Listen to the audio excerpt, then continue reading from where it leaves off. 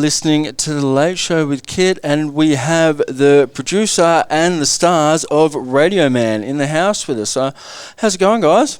Good, thanks. Kit. All right, I suppose I'll quickly go around the room and introduce you, because if I get you to introduce yourself, it feels like an AA meeting. So, directly to my left, we have Mason Hewitt. He is the leading actor in Radio Man. Obviously, you've done other stuff we'll talk about later in the show, but and then immediately after that, we have Brad Newland, who is the founder of Newland Films, which is the production company that has created Radio Man, and you also co-starred in the film. And then on the end, we have Sasha Turich, who is the leading lady for the film, who plays Mason or Jack's love interest in the film. So let's get into, I suppose, where it come from. Where's your inspiration for the movie come from? Well, that's a hard one. I've come up with a lot of ideas in the past, and usually I come up with an idea, and I'm like, yeah, this works, this is great. And then I Google it, and someone else has already done something just like it. Yeah. So, yeah, I just kept... I do a lot of driving at work, so, I have a lot of time where I can just be thinking about stuff and coming up with ideas, and if I get a good one, I jot it down. Yep. Yeah, just sort of work from there. And then hopefully come across a piece of gold. And what was it about Radio Man that you said, yep, that's the one that I'm going to pursue, and I feel like there's something here? Well, there was a couple of reasons. One was I did a Google search on stories which had already been done, movies already been made, because there's a lot of movies made, and a lot of the time it's like, that's very similar to my plot. Yeah. I'm going to do that. I want something more original. So there was that. And then the other one I had, because I had a few other ideas, I sort of looked at it in a logistical way of how can I film this in Perth on a pretty tight budget. Yeah, right. And Radio Man, I also wrote it accordingly, trying to avoid very intricate sets and things like that. So, yeah, that was... There still was a lot of locations and stuff involved in it. Yeah, there was. And sort of a lot of extras. The logistics involved must have been pretty full on. It was a big job, yeah. Right. And sort of, what sort of locations we're talking about? Like most of WA and a little bit over in Melbourne? Yeah, had a little bit of WA. I mean, it was mostly just Perth Hills, a Right. little bit on the coast. And then we did a quick trip up to Carnarvon to film at the Space Museum there in the big decommissioned Apollo radar telescope. Oh, right. That was actually a major part of the film where I was always a bit concerned from the beginning, how am I going to pull this off? And I thought I'm probably going to have to get some stock footage and green screen Mason into the dish, but we got extra lucky with that one. Wow. So it's a decommissioned satellite dish that you used. Yeah, it's been conditioned since the Apollo missions. That's what it was made for. Same as what they have in New South Wales in Parkes, which was, I believe, the one they used in the Dish movie. Yeah. So, yeah, it's built the same time, the same people for the same reason, the Apollo missions. So anyone that thinks we didn't land on the moon is just a little bit more there to say, yes, a little bit more evidence. These were built for. Yeah, right. Didn't go build all of this for nothing. That's correct. So, and obviously once you come up with the idea and you decided that's the one you wanted to go with, you had to find cast and crew. How did you come across Mason and Sasha? Basically putting ads out. Right, yeah. Looking for actors. Yeah. Yeah. And, some of the social network pages, Perth acting communities, that sort of thing. So, yeah, just sort of put it out there and with a bit of a summary of the film, and that's how we found both Mason and Sasha. We did. How did you guys get on board? What was it about the movie that drew you in? Ladies first. I don't know. I just saw a feature film being advertised, and there's not many here in Perth that are actually about, so it's a great opportunity. And so just went for it, and I actually was cast as someone else first. Oh, really? Yeah. Going around. Neither of us, sorry to interrupt, but That's neither right. of us actually got the roles that we ended up being in. Yeah. So you auditioned for different roles, then you ended up. Yeah, so we were both meant to play friends of the lead.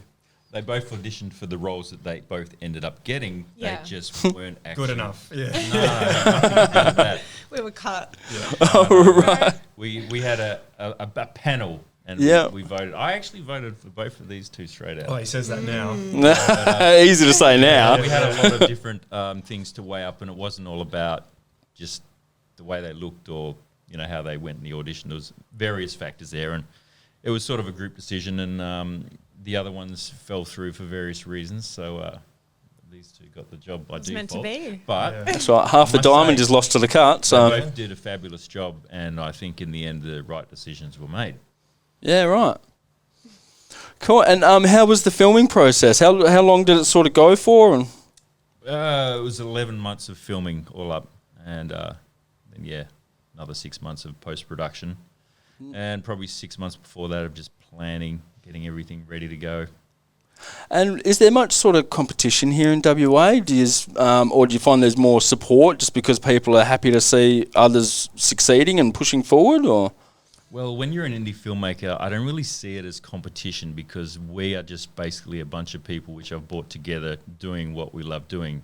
No one has high expectations of actually making it and getting this thing out there and becoming celebrities just like that. yeah, You need to be doing it because you enjoy doing it. And for the right reasons, for the passion of it. And if it goes somewhere, I think that's just a big bonus, right? Yeah, At the right. end of the day, we finished it, we did it, and we had fun, made new friends. Might open up some doors somewhere. Just life. Yeah, no, cool. And Sasha, you obviously got this role. This isn't. I know you've got some other things, but did you always know that you wanted to be an actress? Yeah, I think so. Since like school, I've just always been acting and doing musicals and Yeah, short right. films here and there. So, but definitely this was a great opportunity and Breakthrough opportunity. yeah, breakthrough for sure. Yeah. Yeah, cool. Excellent. And what about yourself, Mason? Always knew that you wanted to be an actor, or is it something you've always been working towards? Or Nope. No. So for me, I was looking for a bit of a hobby, and right. yeah, I went along to a free workshop, and that's my favourite four-letter word is free. Yeah. So I gave it a go, and I got some positive encouragement, and I thought, oh, beautiful, this is something that I want to do. So he said, if you give up everything and you try really hard and you don't do anything else, and this is all you do, and you just commit to it 100%, 24/7, 7 days a week, you have a very, very small chance of possibly doing something with this. So I thought, excellent, I'll quit my job, I'll quit uni, and I'll go full time. And I loved it. And then about 4 months later, COVID hit. Oh, really? Yeah. So Timing. I've only been doing it for, what are we in now? I lose track of the years, but 23. Just over 3 years now. Yeah, right. I think we only just finally officially got to the end of the pandemic the other day. So Yeah. a lot of the filming and stuff was done during the pandemic. Was that cause many logistical issues for you? Not really. The bulk of it had settled down when we really got into it. We did have a couple of issues when we first started with our first few location sets. Yeah. One of them, which I think we all got COVID, but it was Oh, nice really? We all got it at the same time. So Oh, sharing is things caring. Things weren't staggered. We didn't have to keep delaying and putting things off because one person had COVID. We all got it. Yeah, right. Well, a lot of us, not all of us, but a lot of us got it. So Yeah. It's sort of nice. And then that's it. You together can and sort of get over that hurdle and move on. Yeah, so it was only like, maybe 2 or 3 weeks out rather than staggering it. So, yeah. And apart from that, yeah, we sort of, most of it was done after the lockdowns and everything else and the restrictions of mask wearing and things like that. Yeah, right.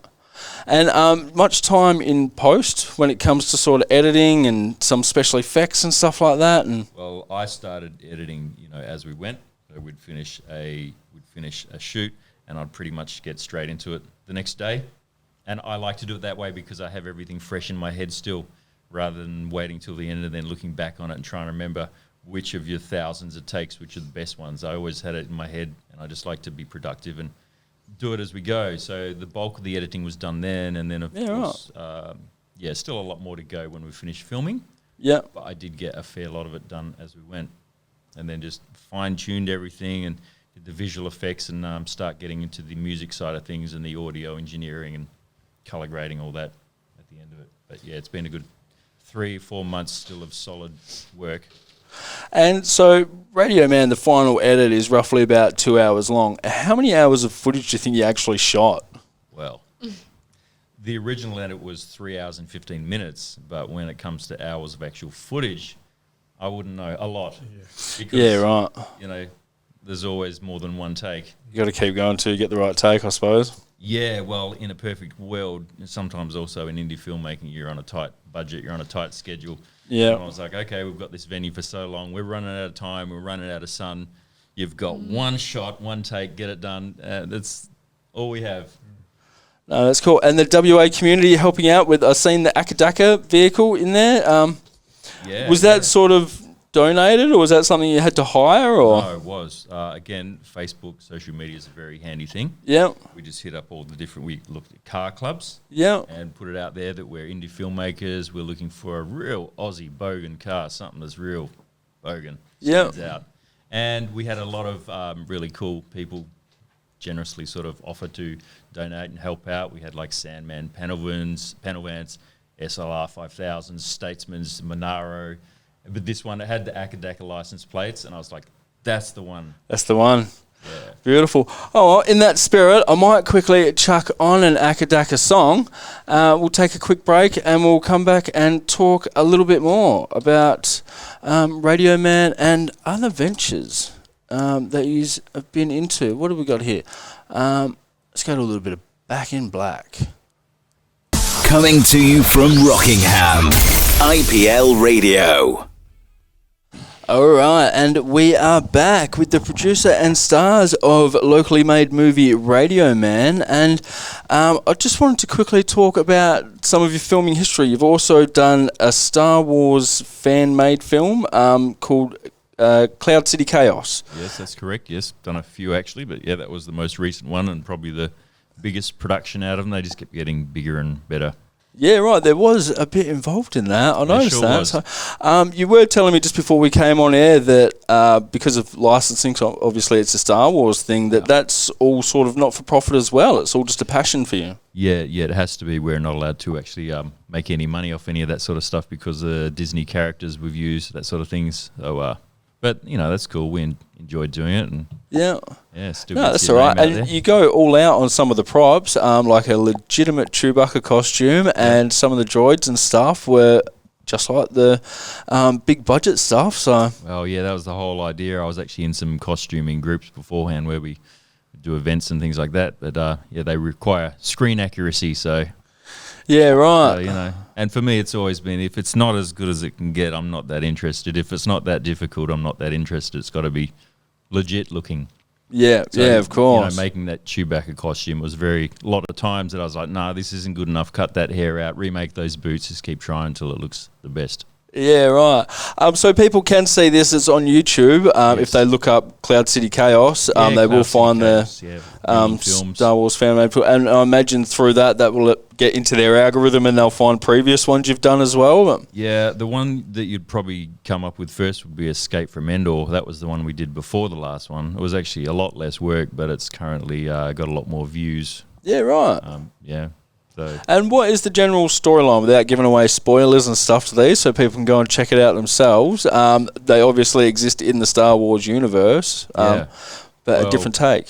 Yeah, the three main ones which I did, which was Trooper 9811, Trooper 98713, I forgot the number, Escape from Endor and Cloud City Chaos. The first one was basically a side story to the original Star Wars A New Hope.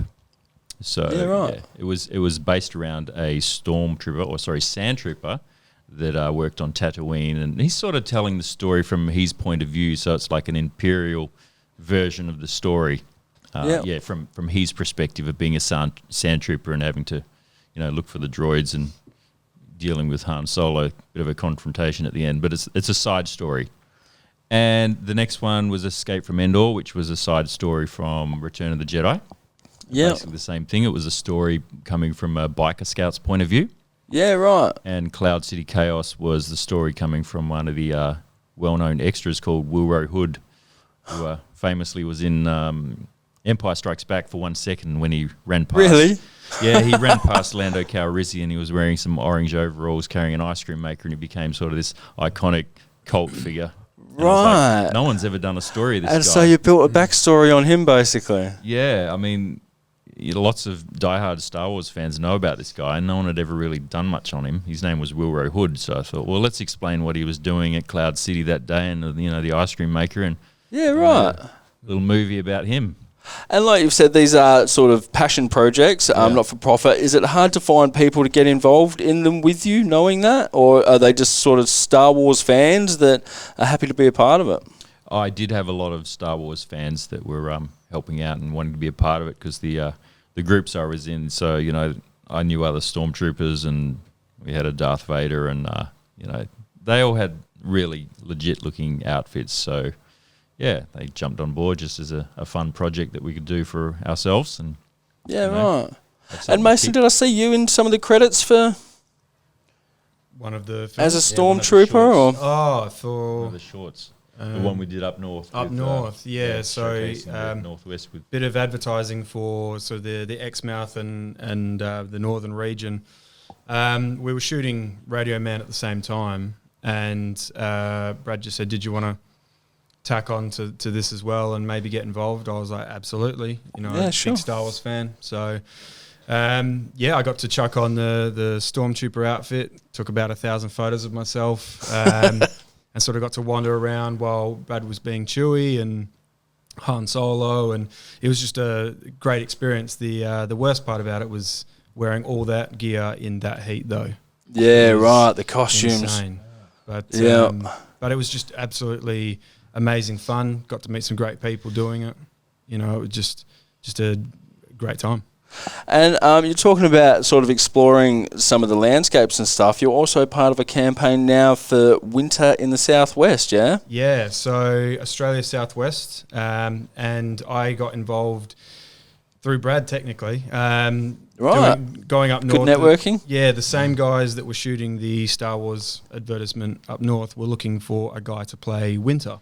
Yep. Good-looking guy. Yeah, well, yeah. Apparently. They didn't ask me. Yeah. And don't you hate that? We're looking for someone good-looking. Do you know anyone? Yeah. Who's your friend? Yeah. I'm used to that.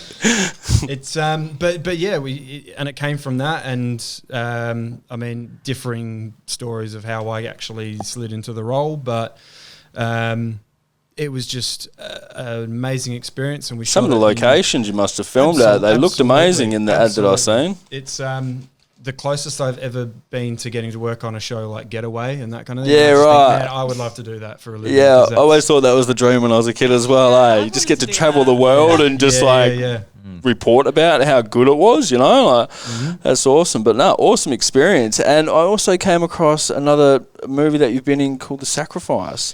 What can you tell us about this? Because I didn't see a huge amount. Yeah, so The Sacrifice is a film by Gods and Kings Productions, Sean Gonzalvo. And we shot the teaser to garner some interest for making the whole film. Yeah. And from that, there's been a huge amount of interest. The wheels are turning and gears are shifting, things are moving around. And at the moment he's in the middle of auditions and casting to do the feature film, and, you know, roles are changing and all that sort of thing. So it seems like it's going to be bigger than I think even he originally intended. Yeah, right. So absolutely. I mean, trying to keep the finger on the pulse, but, you know, things move very quickly when they're moving. You know what I mean? Beautiful. But it's just people making things, and everyone wants to get involved. Yeah, it's always good to see people making things, especially here in WA. Like I was saying before we came on air, that a lot of people sit around, talk a lot of talk, but to see people making moves in WA, that sort of gets the stigma that there's not much happening here and you've got to go to the eastern states, sort of changes it up when there's people actually making moves, you know. So make it happen themselves. Yeah, that's it. But Sasha, you've done a bit of travelling and acting as well. You've been over a little bit based in the UK. Yeah. I went to the UK pretty early, like in the middle of filming Radio Man. Yep. And I did a short film there, which was really cool. And that was just out of London, and it was American as well. So yeah, it's kind of weird that was in London, but American accent and whatnot. Yeah, right. But, it was fun. It was good. And I believe it's called Exclusion Zone. Yeah. Can you roughly tell us what it was about without giving away any spoilers? It was like a sci-fi. It's so hard to explain. it's just a sci-fi. I think I've seen a little bit in the previews about aliens, and the only way to tell them apart was that the aliens don't bleed or something. Yeah, pretty sure I've seen you stab a guy in the leg or something. So I thought that was interesting. But yeah, sorry. Back to radio, man. What happens now? You have the premiere next month in June, on the 4th of June. Is that correct? 3rd of June. 3rd of June? That's pretty much like a cast and crew, family, friends, media, some other people from the WA film industry come and see like our first screening. And then the next step after that is getting into the marketing chapter and seeing if we can get it out there and maybe find a potential distributor, something like that, and give that a crack.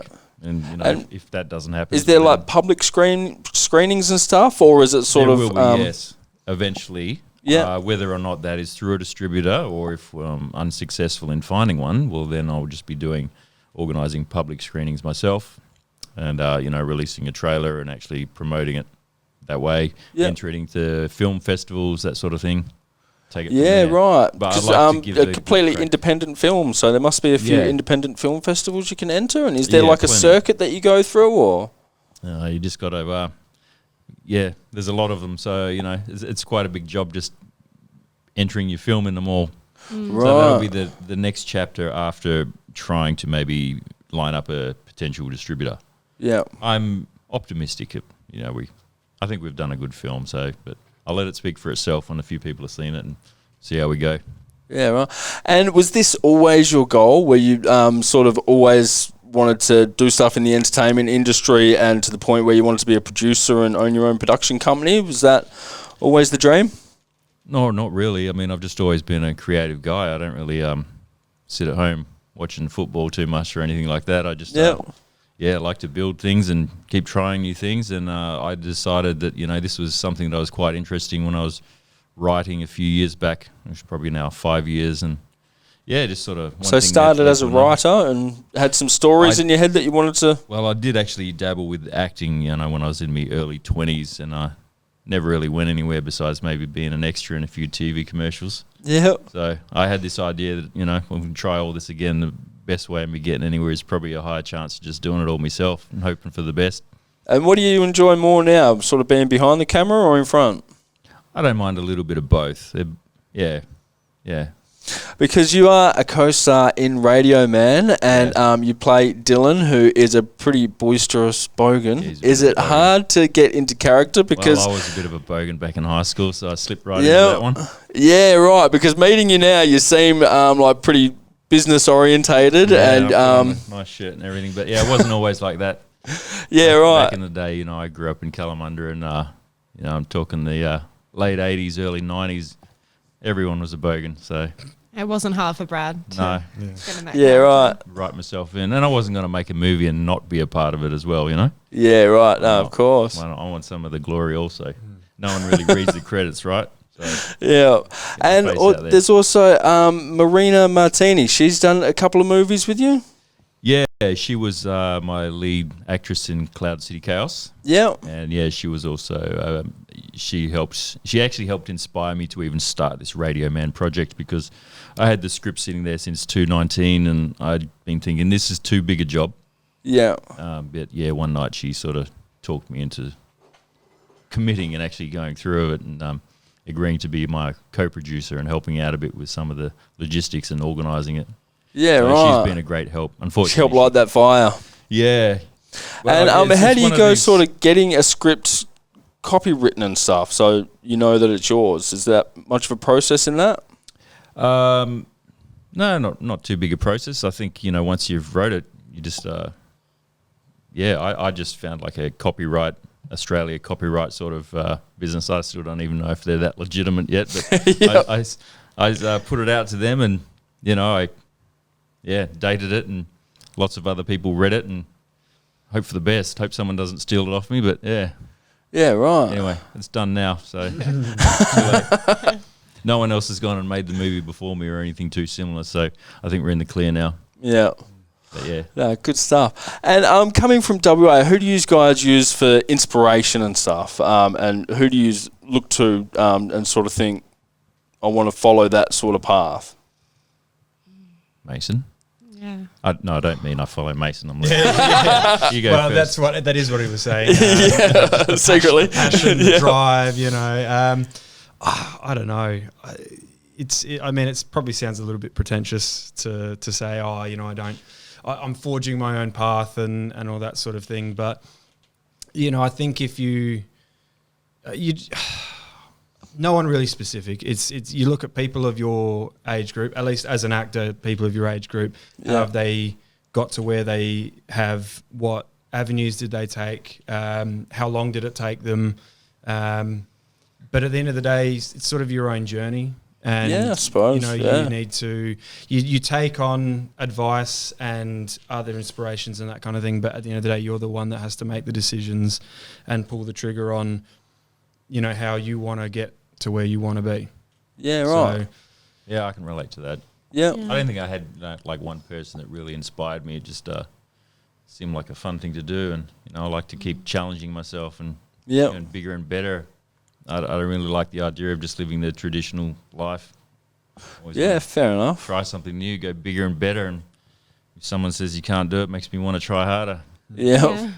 And what advice would you give to people that are looking to sort of get into the entertainment industry and sort of get into filming or modelling or anything like that? Well, modelling, that's got to be Sasha's area, right? Not mine. I suppose to be more specific, but first. No, just go for it. I think the world's your oyster.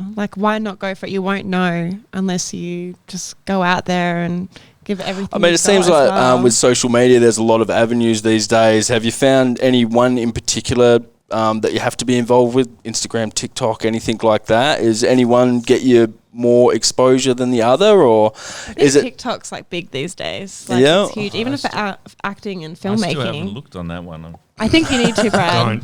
You need to. It's like crack. And is it a necessity to be sort of up to date on social media and to have that presence, or can you just do it the old-fashioned way, where you sort of network and just audition in front of the right people? And Well, I think you wouldn't really know much about us if you didn't look at our social medias. So true, I think it is an easy place for me to do research. Yeah. It's all online now, so It is a good base for sure. Yeah, I think it's a mix. It's a mix of both. for sure. Yeah, I don't like to, post too much and talk myself up too much, but I think it's definitely got to be a good avenue to try and promote your ideas and things like that through, right? build a following, and people want to keep up to date with, especially as you're filming. People become invested in the production, I suppose. So Yeah. Well, it's a tool, and if you use it as a tool, it has a lot of power for reaching people that you can't go and meet them and shake their hands and that sort of thing. Or That's it. so people on the complete other side of the world can see you and what you're up to, and the product that you're working on without you ever even knowing them and that kind of thing. So if you use it the right way, I think it's very powerful. But I don't think it's the be all and end all. No. As well, there is still that meeting people, shaking hands, and getting to know each other that is important. And mentioning getting a following on in other parts of the world, have you noticed that you've developed a following in other countries that you might have not expected? I think I might have gained a few with the, some of the Star Wars fan films, and then Yep. not sure about this one so much, but some of them might have hung on and kept me as someone they follow. Yeah. Who knows?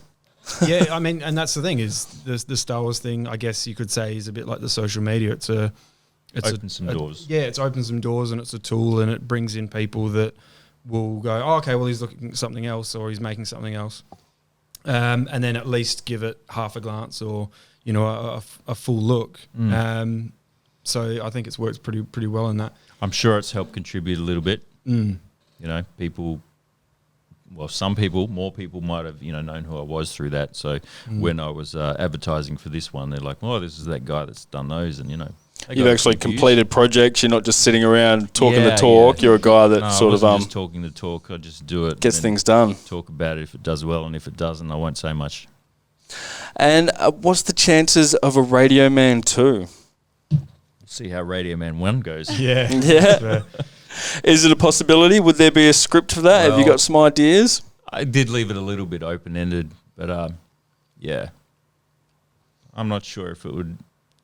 Yeah, that's a tough one. There's always room, and But yeah, it could be not being the one who wrote the film. I'm probably not the best one to answer, but The I original's think always the best. yeah, it's You don't want it to be like It's Grease a 2 or something. complete Yeah, package. right. Yeah. Yeah, But- it's tied up with a nice bow, but at the same time, if there's interest and that sort of thing, there's always potential. Exactly. See how this one does. Yeah. And where is the best place to follow you guys to keep up to date with what you're all doing? Facebook, Instagram. Yeah, it's the typical, isn't it? Yeah, YouTube. Yeah. Yeah. Instagram, Facebook. Social media. Just social Sa- media in Sasha's general. TikTok as No, well. don't follow my follow TikTok. Sasha's TikTok, everyone. Yeah. Yes, don't follow that. And I to think- keep up to I think date we're on with potential public screenings for Radio Man as well, where's the best place to find out about that? Well, I have my Facebook Newland Films page. I'll be putting up there. Anyone's welcome to follow that. So yeah, it'll definitely be there, and I'm sure a few others might share some of my posts. Maybe Mason and Sasha. And Whoops. yeah, I Me more probably than should. Mason. Yeah. Yeah, that's a whole nother chapter. Yeah, my first goal was just finish the film. Yeah. Which we're pretty much done. It's, first screening done for the cast and crew, and the marketing is the next one. And I'm actually hoping that maybe Marina might be able to help me out a bit with that one, because she's better at all that sort of stuff, and Yep. got a bit of a following herself. Yeah, excellent. Always And helps. using that tool. Yeah. So if she's listening, I hope you're going to help out there, Marina, which I'm sure you will. Yeah. Well, thanks heaps for coming in, guys. I might let yous go, but I honestly expect great things from this, and I imagine it could become a little bit of a cult classic to see a feature-length film made here in WA. And when yous all become big stars, don't forget me, all right? Yeah, we'll drop by and say good day. Yeah. But now we might just quickly go to, as I let you go, Take Me Out by Franz Ferdinand. And if anybody sees the movie, they will recognise that reference. So Excellent. Love it. here we go.